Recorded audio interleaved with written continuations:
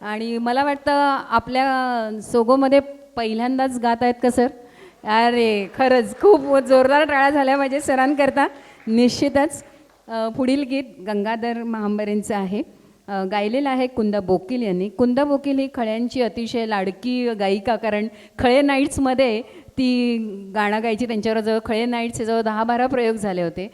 कुंदा बोकील यांनी गायलेलं हे गीत घेऊन येत आहे आकांक्षा. गाण्याचे बोल आहेत, निळा सावळा नाथ तशीही निळी सावली रात. गाण्याचे बोलच पहा किती सुंदर आहेत.